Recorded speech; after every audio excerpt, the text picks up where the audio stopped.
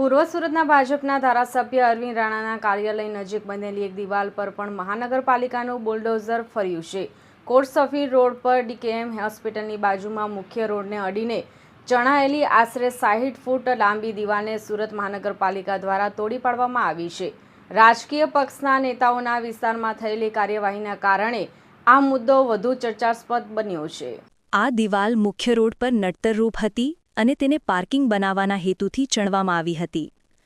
મંગળવારે સવારે સુરત મહાનગરપાલિકાની ડિમોલેશન ટીમે સ્થળ પર પહોંચીને આ ગેરકાયદેસર બાંધકામને તોડી પાડવાની કાર્યવાહી હાથ ધરી હતી। બુલડોઝરની મદદથી આખી દિવાલને ધ્વસ્ત કરવામાં આવી હતી, જેના પગલે તે વિસ્તારમાં ચહલપહલ જોવા મળી હતી। આ દિવાલ મુદ્દે જ્યારે પૂર્વ સુરતના ધારાસભ્ય અરવિંદ રાણા સાથે વાત કરવામાં આવી ત્યારે તેમણે સ્પષ્ટતા કરી હતી કે આ દિવાલ તેમના ઘરની બહાર નહોતી।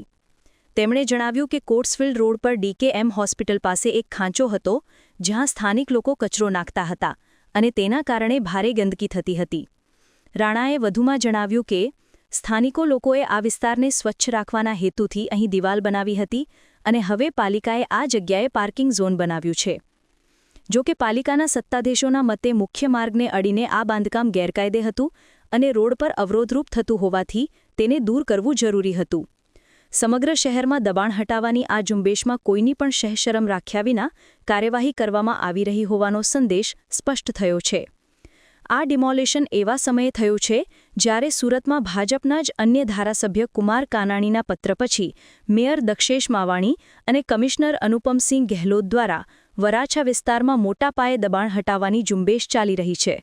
આ કાર્યવાહીની ગૂંજ શહેરના અન્ય વિસ્તારોમાં પણ પહોંચી છે, જેના ભાગરૂપે સુરત શહેર ભાજપના પૂર્વ પ્રમુખ નીતિન ભજીયાવાળાએ પણ ચૌટાપુલ વિસ્તારમાં દબાણ હટાવવાની માંગ કરી હતી।